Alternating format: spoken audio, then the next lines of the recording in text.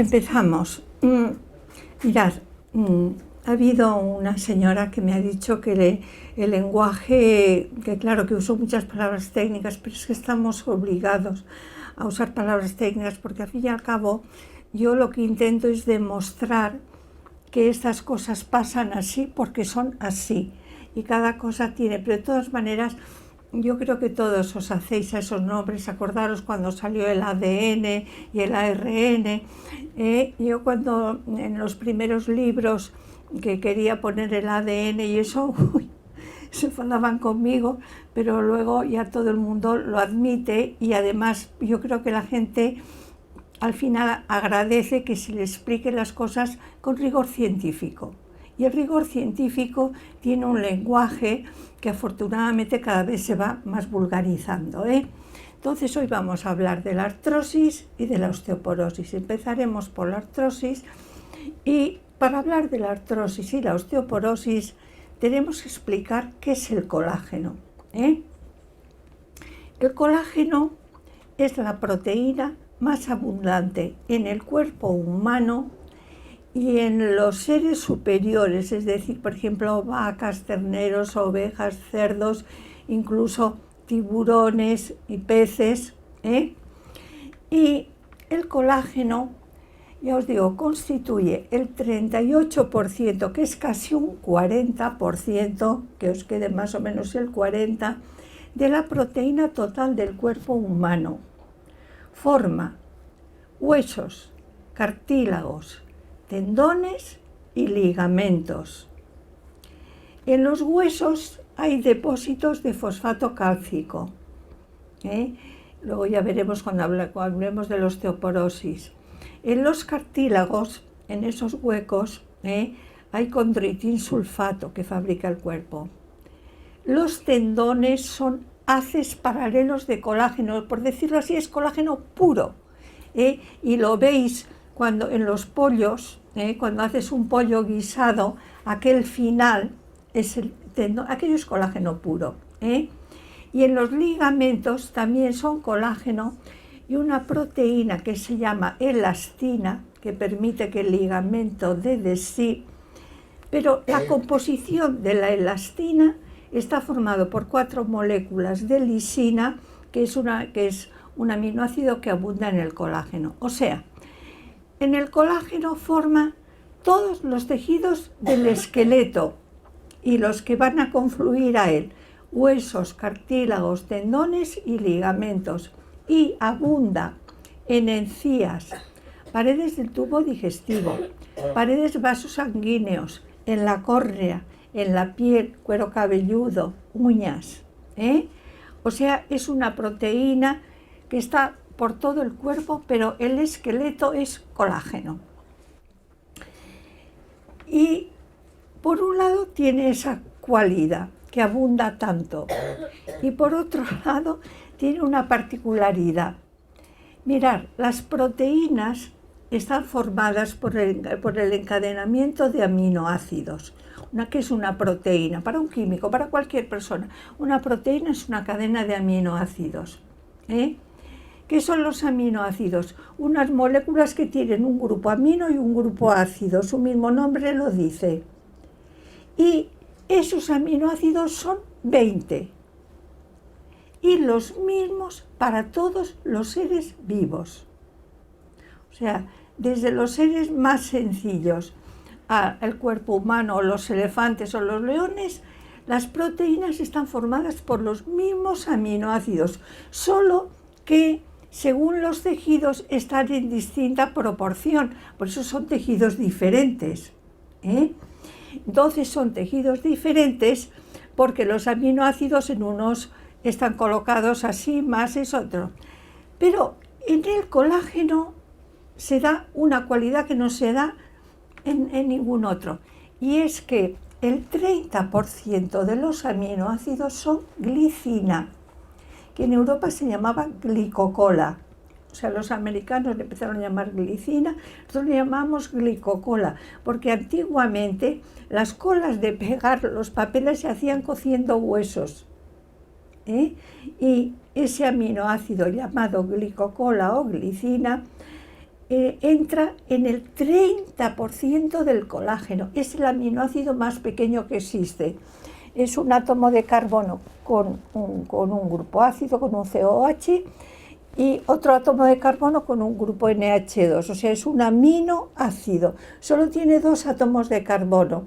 Y es el aminoácido más pequeñito que existe, y eso permite que el colágeno haga como unos entraditas, como unos rinconcitos, gracias a esa glicina, y esa forma de las cadenas que se forman en primer lugar en el colágeno hace que luego se puedan enrollar entre sí, gracias a esa particularidad de tener tan repetidos ese aminoácido que se llama glicina o glicocola. El 20% está formado por prolina, que es un aminoácido que hace como un pentágono. Y el 10% por lisina, que es otro aminoácido.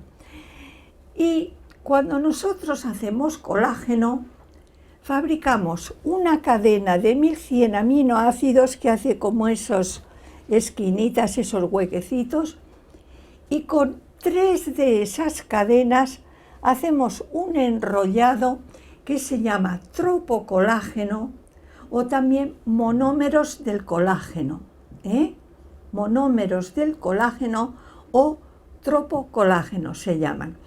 Y entonces los colocamos dejando un hueco de 400 Armstrong, o sea, se coloca un monómero, vamos a llamarlo así, un monómero, un hueco, un monómero, un hueco, un hueco, y debajo otro monómero, un hueco, un monómero, un hueco, un hueco, dejando unos huecos que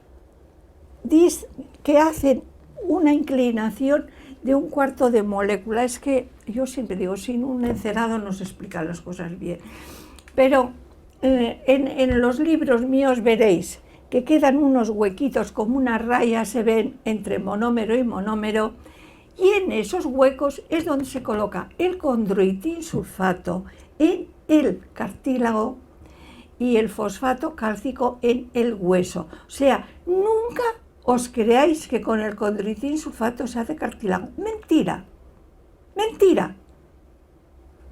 El condroitinsulfato está en los huequecitos que dejan los monómeros del colágeno, que hacen como un rayado, y en ese rayado, en el cartílago, está el condroitinsulfato, y en el hueso el fosfato cálcico, en esos huequecitos.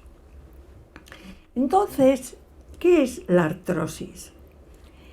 La artrosis, la palabra artrosis ya dice lo que es un poco en griego. Osis significa degeneración. Así como itis, la artritis es inflamación, osis significa degeneración. ¿Y por qué degeneran los cartílagos? Pues porque todos los tejidos de nuestro cuerpo tienen un desgaste y una renovación. En química decimos una resorción y una neoformación. Es decir, hay, por decirlo así, en lenguaje corriente, una destrucción y una formación de cartílago nuevo. Y ese turnover, ese ciclo de desgaste y neoformación, fijaros lo que os digo, en los cartílagos dura 6-7 años. Por eso las artrosis nunca se mejoran deprisa, nunca. Cuando una persona me dice, he mejorado, he tomado el magnesio tal y en un mes, en 2 meses, no señora.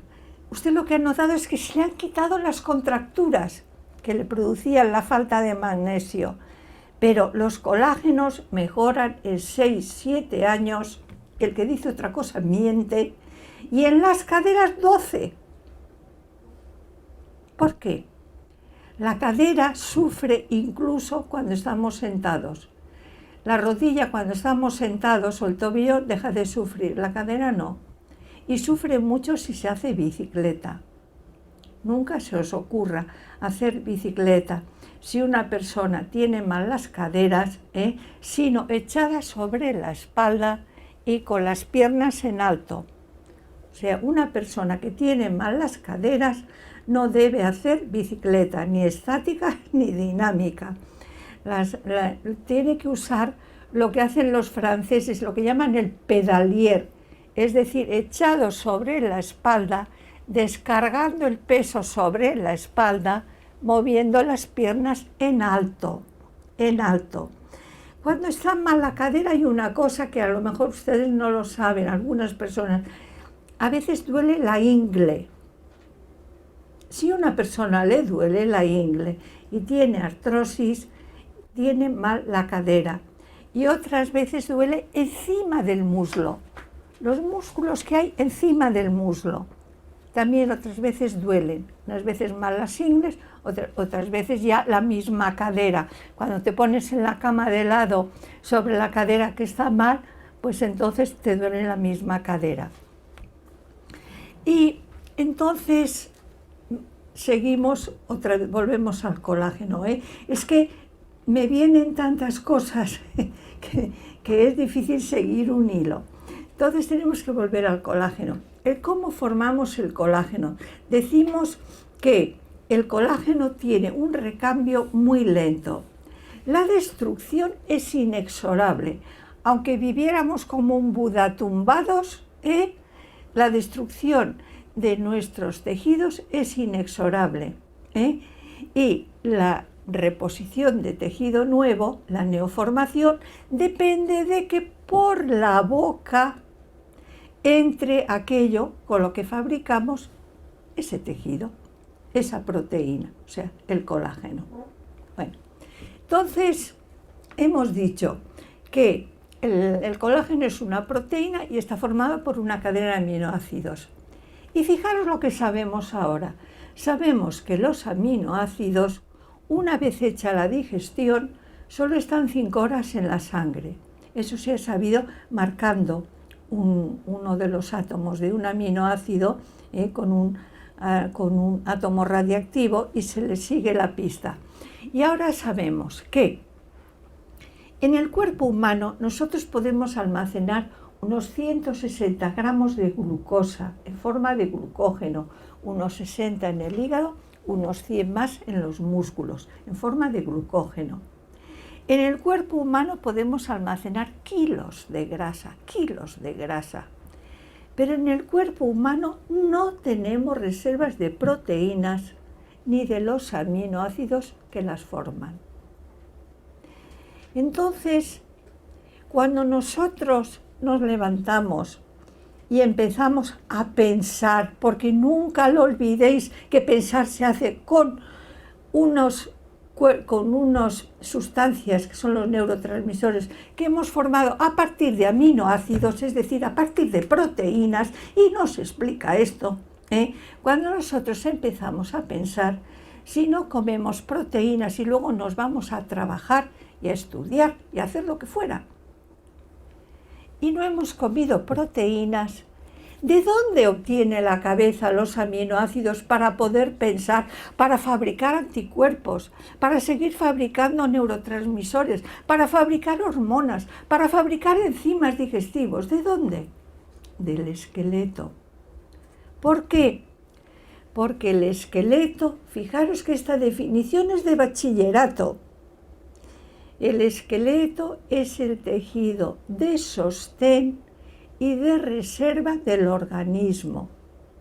De sostén, porque es como en los edificios antiguos se aguantaban porque las paredes tenían fuerza para aguantar el edificio. En los edificios modernos hay un esqueleto de acero que sostiene el edificio. Pues nosotros somos como un edificio moderno. Tenemos dentro un esqueleto que es capaz de soportar el peso de nuestro cuerpo y de proteger las partes más delicadas y blandas, como son el cerebro, como son los pulmones y el corazón, con esa jaula que forman las costillas, y el esqueleto es el tejido de sostén y de reserva de nuestro cuerpo, pero su deterioro, su empobrecimiento no compromete la vida.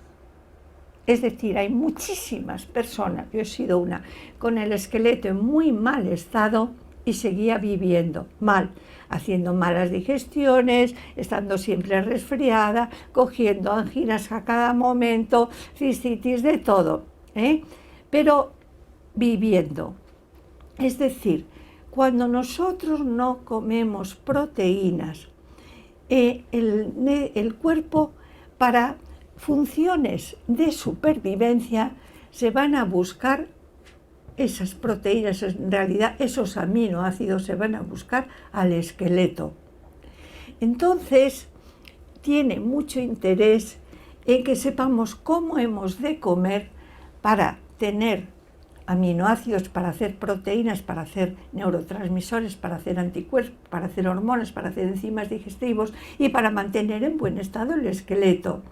Y como he dicho que los aminoácidos, una vez hecha la digestión, solo están 5 horas en la sangre, hay que tomar proteínas en el desayuno, volver a tomar en la comida y volver a tomar en la cena.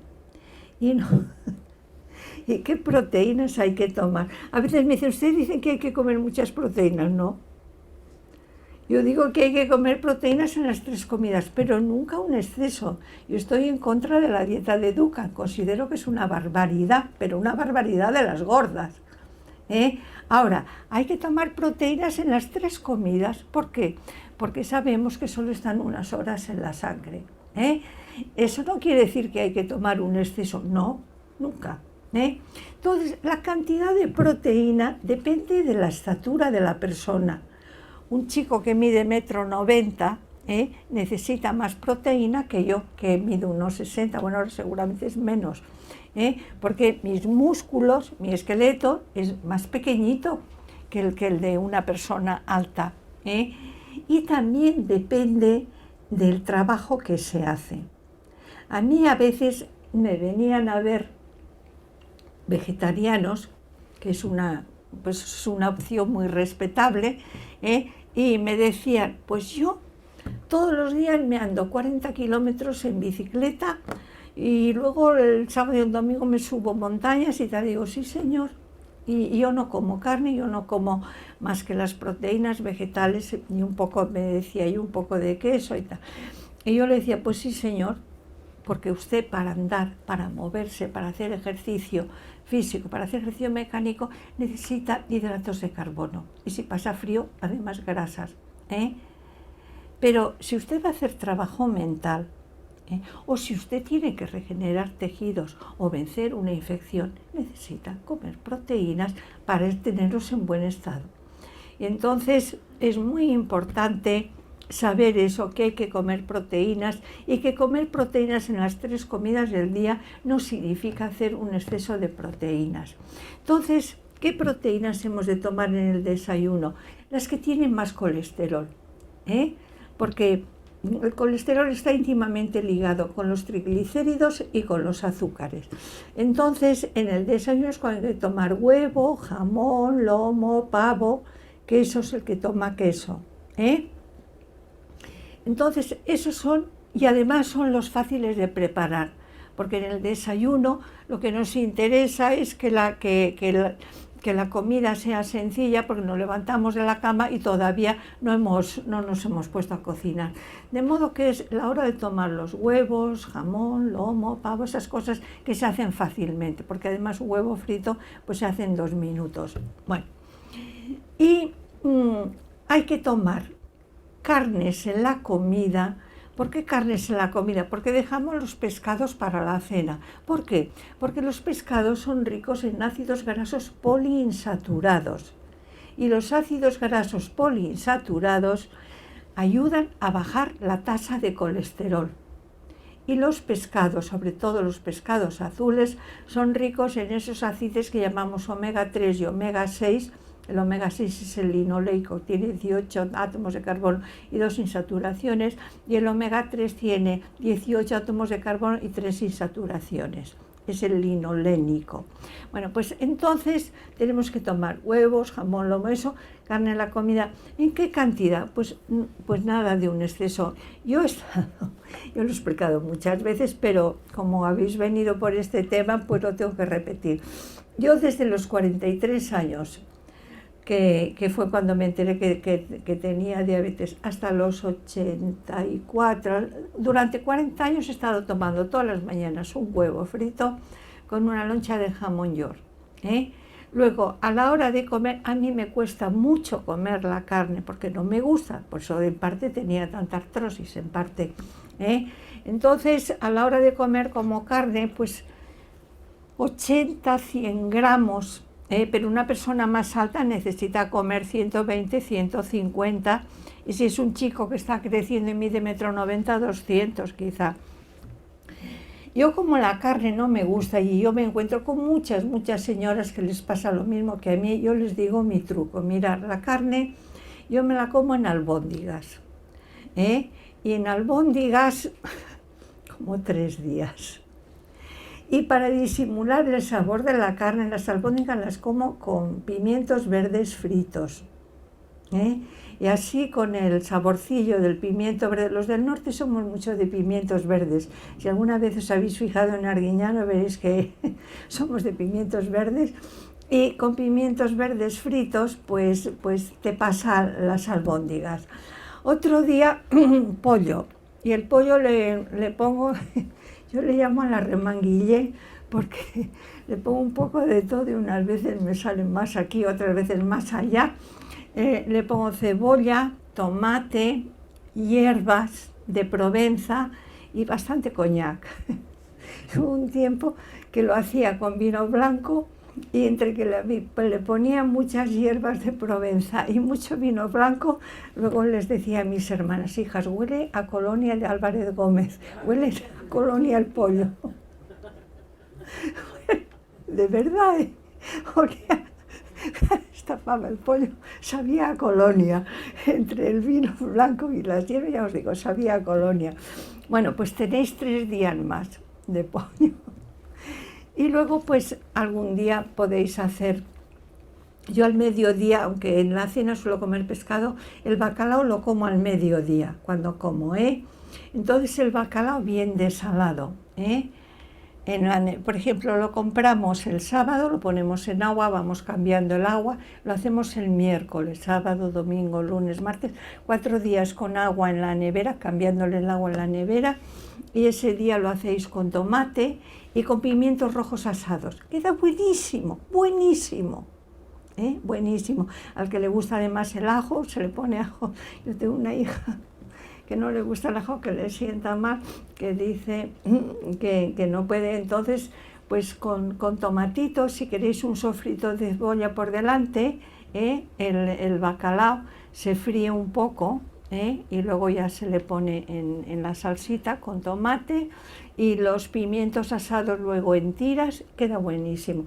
Y se puede comer 3 días. Yo siempre digo, en las casas que no hay marido, que no hay un hombre, que son más plagas, pues entonces podemos repetir 3 días la misma comida. Las mujeres que tengan marido, que quieran ir cambiando, pues que congelen y que de vez en cuando pues lo vayan sacando. Que congelen y saquen, porque los maridos a los hombres sí les damos cada día una comida diferente, pero en casa, como somos 3 mujeres, pues comemos 3 días lo mismo. Bueno, total, todas sabéis los trucos. Otra cosa que también va muy bien, y también se puede hacer 3 días, son las berenjenas con carne picada y bechamel.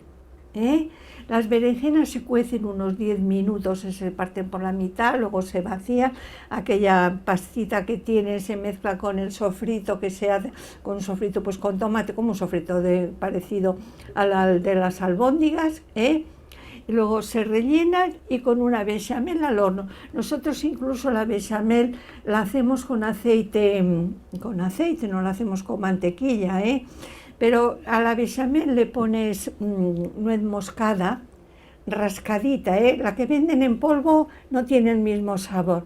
La nuez moscada rascadita y tenéis 3 días más de una comida muy rica, que lo haces, trabajas un día y los otros días ya solo tienes que hacer la bechamel, ¿eh?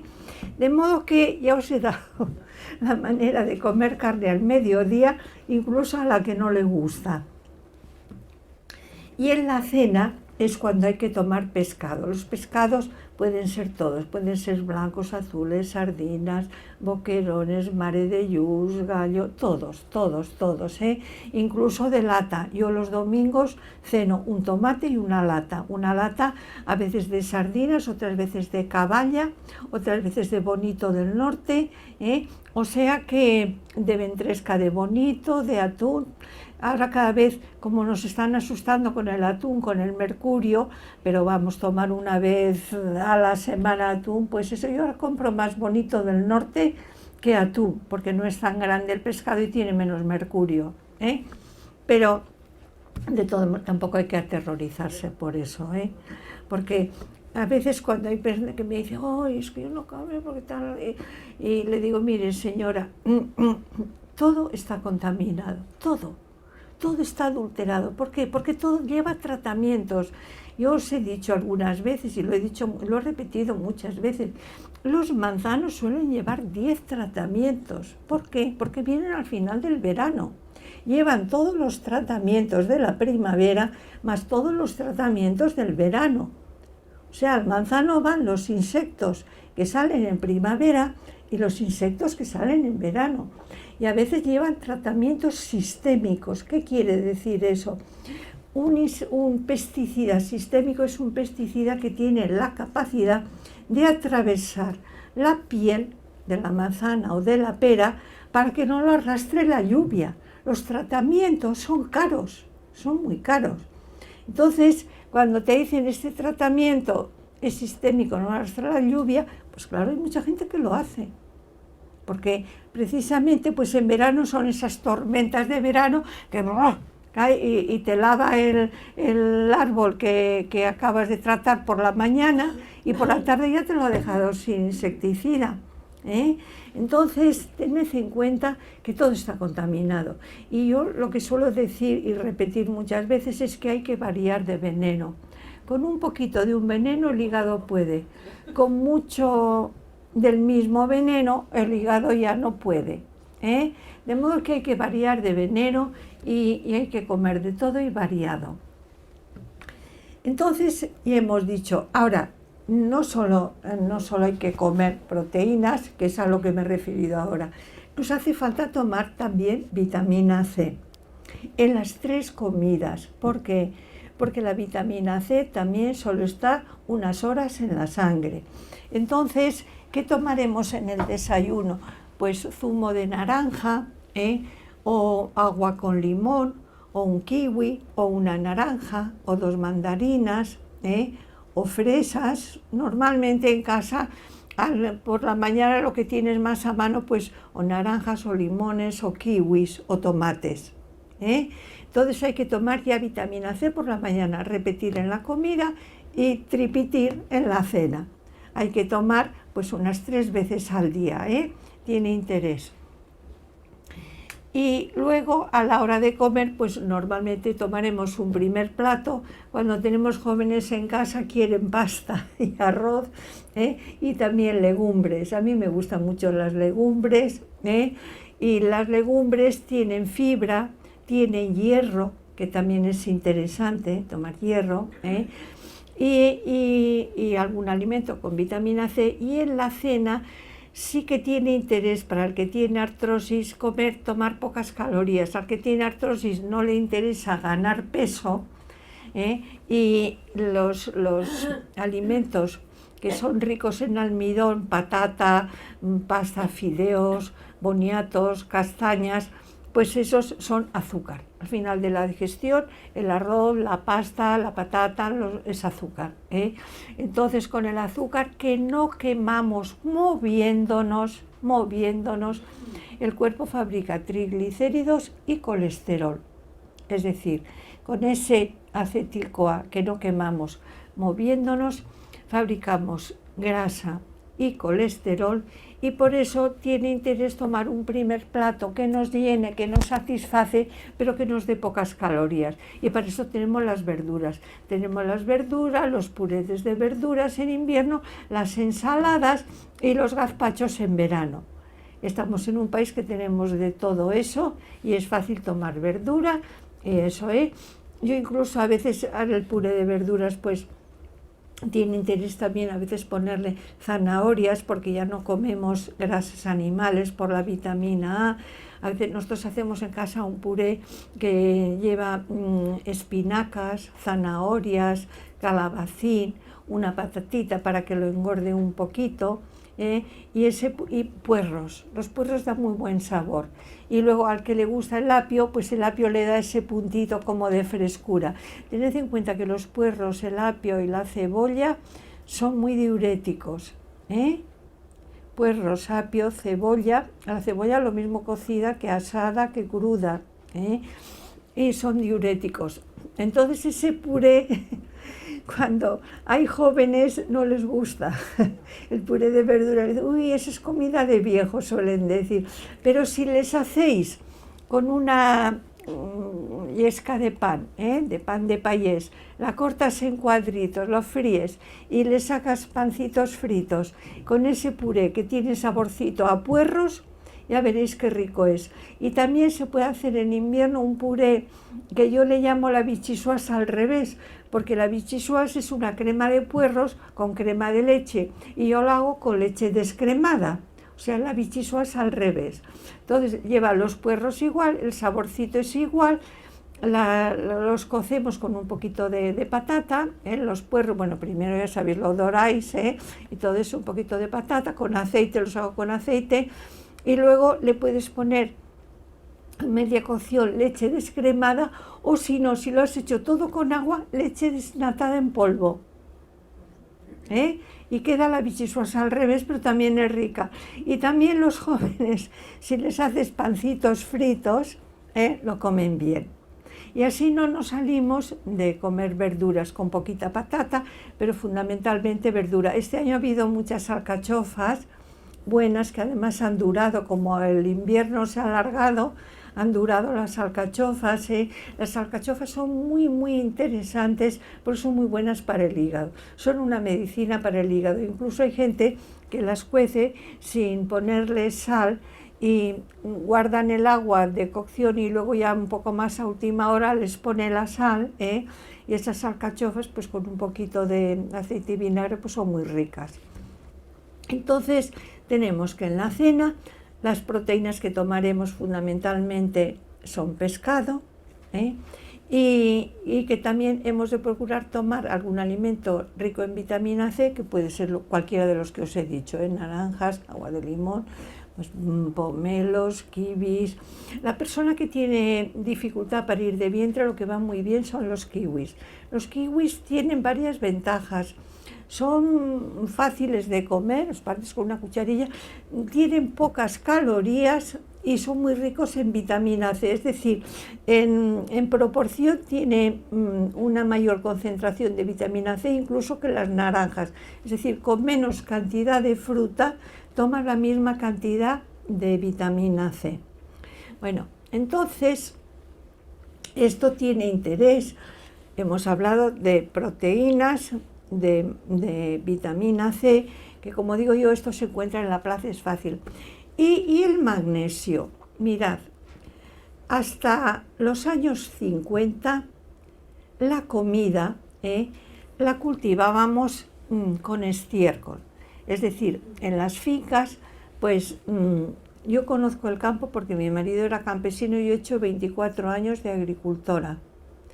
Entonces, bueno, un poquito de agricultora, en persona en parte, pero sobre todo estudiando mucha agricultura.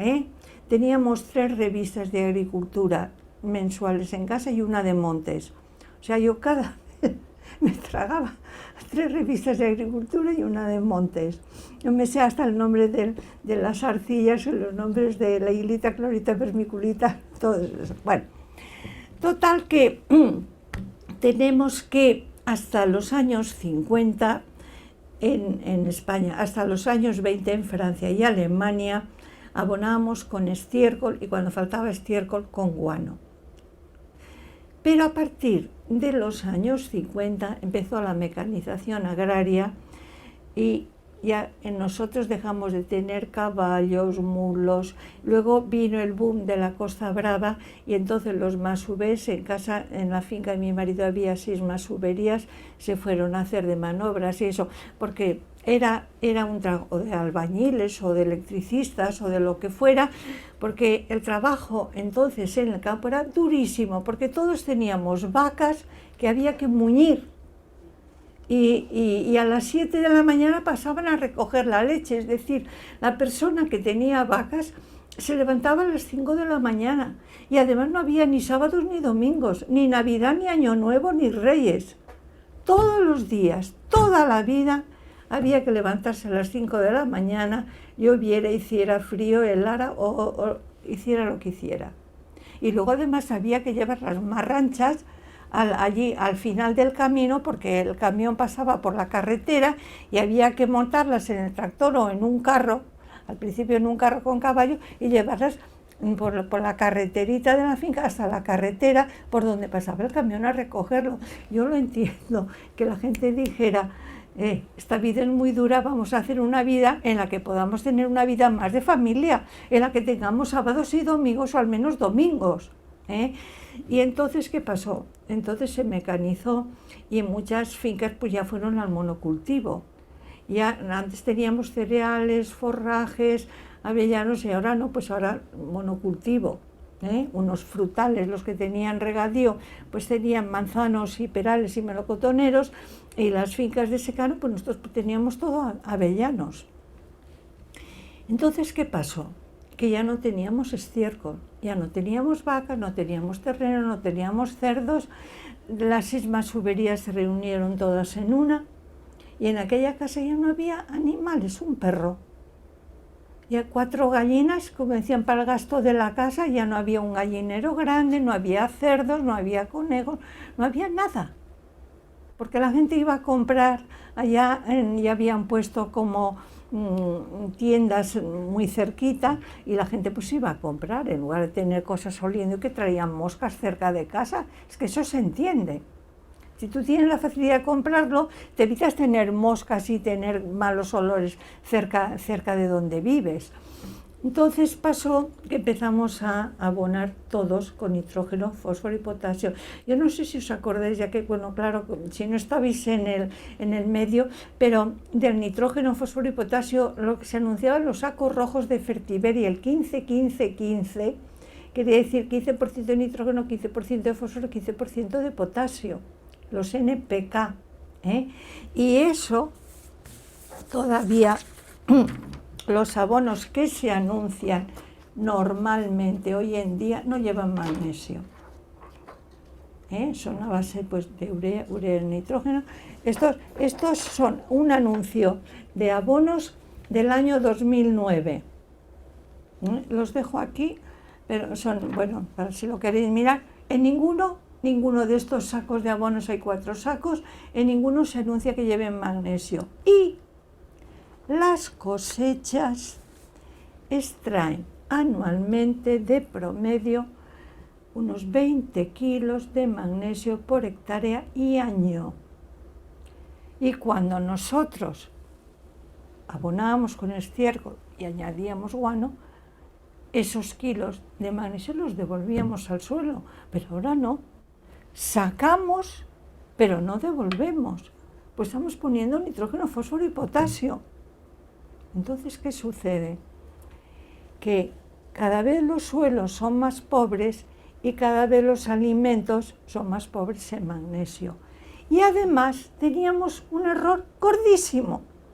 Nos creíamos que los alimentos más ricos en magnesio eran las plantas verdes. ¿Por qué? Porque cuando estudiábamos el magnesio en la universidad, no os estoy hablando del bachillerato, en la universidad, estudiamos el magnesio, es un elemento de número atómico 12, peso atómico 24, que se utiliza en las aleaciones ligeras, como el duraluminio para hacer aviones, en los ladrillos refractarios para chimeneas, y las plantas verdes lo necesitan, lo usan para hacer clorofila. Y se acabó. Y estudiábamos una carrera en la universidad y teníamos buenísimos profesores y buenísimos, era lo que sabíamos. Y el magnesio, cuando estudiábamos analítica, se nos escapaba de las manos. Cuando hacíamos la marcha analítica, era terrible determinarlo. Teníamos que ponerlo en un tubo de ensayo, entonces era todo con tubos de ensayo y colorcitos, ¿eh? Teníamos que rascar dentro, dar golpecitos fuera, esperar 2 días, a ver si aparecía un precipitado cristalino que ni se veía, ¿eh? Y entonces por eso el magnesio era muy difícil de determinar. Bueno, pues ahora sabemos que el magnesio está sobre todo en las semillas, no en las hojas, en las semillas. Y entre las semillas, las más ricas de todas, yo le llamo el rey del mambo, es el cacao. El cacao es el alimento más rico en magnesio que hay en el mundo, ¿eh? Tiene entre 450 y 500 miligramos por 100 gramos de cacao. Y le siguen, pero ya a distancia, con unos 230, 220, 230, 250 miligramos, la harina de soja y las almendras. Y luego ya a más distancia, las avellanas, las nueces y luego ya las otras semillas como las legumbres, las lentejas, las judías, los garbanzos, pero el cacao era un poquito a mí cuando yo vi la composición y vi lo del cacao y luego a la distancia que le seguía la harina de soja, yo pensaba, me acordaba había un torero antiguo de los tiempos aquellos de Lagartijo y Mazantini y aquellos que siempre que le preguntaron a uno de ellos, no sé si era Lagartijo, le dijeron, ¿y cuál es el mejor torero de España? Y dijo, yo. Y después Naide. Y después viene el Guerra, pero como diciendo, yo después a mucha distancia, yo después Naide, y después viene el Guerra.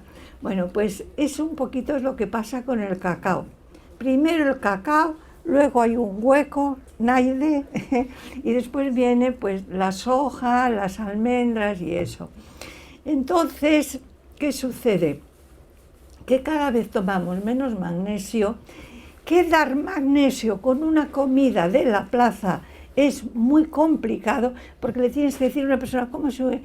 Entre 1/4 kilo, medio kilo de chocolate al día, te dirán, bueno, usted está loca, señora, con razón te dirían eso, usted está loca. Y fijaros que antiguamente, cuando yo era niña, las abuelas se ponían negras de chocolate. En el País Vasco, que además es un país frío, se tomaba chocolate muchas veces para desayunar y detrás un vaso de leche, y para merendar seguro. Para merendar, merendamos chocolate. En invierno chocolate deshecho, y en verano chocolate en onzas. Pero las onzas, yo no sé si vosotros habéis conocido las onzas del Gorriaga, que eran enormes, tenían una niña como con una... Es así, comíamos unas onzas de chocolate enormes, y ahora estamos tomando mucho menos. En primer lugar porque el chocolate, cuando te quieres cuidar, ya te da miedo por los triglicéridos, por el azúcar, por tal y cual, y porque con los triglicéridos, o sea, con las grasas saturadas como es la manteca de cacao, el cuerpo fabrica colesterol, no lo olvidéis, Yo chocolate blanco no como nunca. Es más, creo que en un país como el nuestro, en un país cálido, se debiera prohibir. El chocolate blanco, solo lo podrían comer los jóvenes que van a esquiar, porque fijaros bien, al menos la mantequilla les da vitamina A y D, porque es una grasa de origen animal. Si comes mantequilla, tomas vitamina A y D, pero si tomas manteca de cacao, tomas vitamina E que ya tomamos con el aceite. No tiene el interés de las vitaminas que lleva la mantequilla. La manteca de cacao no tiene vitaminas A y D, es de origen vegetal. Entonces tiene E, pero la vitamina E ya la lleva el aceite, y aceite ya tomamos en cantidad. O sea que tiene interés entonces saber cuándo, porque hay unas personas que tenemos más dificultad que otras para asimilar el magnesio, sea porque lo absorbemos mal, porque para que el magnesio pase del intestino a la sangre necesita unos transportadores, unas moléculas que lo lleven desde el intestino a la sangre, unos carriers, se usa esa palabra, se usa mucho las palabras inglesas, y sea porque lo almacenamos mal, se almacena en el periósteo del hueso, o sea, en la membrana que recubre el hueso, es donde fundamentalmente está alrededor del 60% del colágeno del cuerpo humano. Sea porque movilizamos mal el almacenado, cuando baja la tasa de magnesio en sangre, te hace falta unos enzimas que saquen, movilicen el almacenado y lo lleven a la sangre. O sea, porque perdemos más en la orina. Hay personas que tenemos una mayor dificultad para utilizar el magnesio, y eso además luego se ha comprobado cuando se han hecho trasplantes de órganos y se ha buscado y se ha estudiado el sistema HLA, Human Leukocyte Antigen, cuando se ha estudiado los sistemas HLA para ver la compatibilidad del donante y del receptor, se ha visto que todos los que tenían el sistema HLA B35, todos tenían déficit de magnesio en suero y en los eritrocitos. Es decir, eran unas personas que tienen ese sistema HLA, todas tienen déficit de magnesio. Y eso lo descubrieron en el Hospital Necker de París y en el Hospital Cochin de París. Dos equipos de médicos y biólogos y químicos completamente distintos, en el Necker y en el Cochin de la Sorbona. Entonces, yo creo que soy una de esas personas, porque yo de pequeña, que comía muchísimo chocolate, ya de pequeña tenía calambres, tenía el párpado que late, me despertaba a veces con la sensación de que estaba cayendo, me despertaba cansada. Es decir, la falta de magnesio da síntomas, porque el magnesio interviene en la relajación muscular.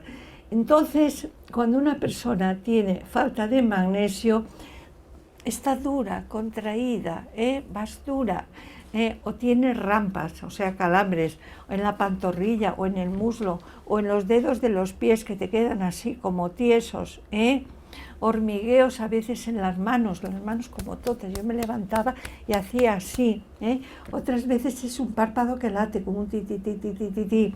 Otras veces es, ¿qué te pasa? Nada. ¿Qué es? Que los intercostales, como el magnesio interviene en la relajación muscular, se están quedando agarrotados y dejas de respirar, porque nosotros respiramos sin darnos cuenta. Los intercostales van haciendo así, así, así, y los pulmones se dirán. Bueno, pues llega un momento que los intercostales van quedando agarrotados y te quedas con una sensación, la cabeza te dice que necesitas aire. Y haces una inspiración. ¿Qué te pasa? Te dicen los hijos o el marido o la que persona. Ay, nada, tú ni te das cuenta. Otro síntoma es eso que os he dicho antes, de estar en la cama dormido o soñando, te vas a dormir. Ay, te despiertas con una sensación que estás cayendo, que estás volando, o que das una patada, o que mueves los brazos, o como un susto, o pesadillas. Yo de pequeña mi abuela me decía que hablaba, y despertarse cansado, tener arritmias, taquicardias, dolorcitos en la región precordial, porque las arterias hacen esto, se estrechan. Ya os lo explicaré con más detalle otro día, el día que vayamos pues a lo del corazón, eso. Las arterias se estrechan y hay dolorcitos en la región precordial que asustan mucho. Y las arritmias y taquicardias. Y yo cuando me encontraba así tan mal, mi marido, entonces vivía en un pueblo que no le llamaba a Cornella, que éramos entre parientes, le decía, oye, que la meva dona està molt malament, que... Y decía, báixamela a las 7, que hauré acabat decía la consulta. Y me bajaba a las 7 y yo había merendado chocolate y almendras. Chocolate y almendras había merendado. Y bajaba donde Cornella y me miraban y me escoltaven y le decía, no hi veig res. No hi veig res, això són els nervis. Y eso yo lo tengo aquí porque bajé 3 veces para oír, no hi veig res, això són els nervis. Entonces hay que tomar magnesio, y ahora hacemos el descansito, el recreo, me han dicho de unos 5 minutitos, y luego cuando sigamos con la osteoporosis, que está muy ligado con esto, porque también es no fabricar colágeno en el hueso, pues os explicaré cómo tomar el magnesio. Vale.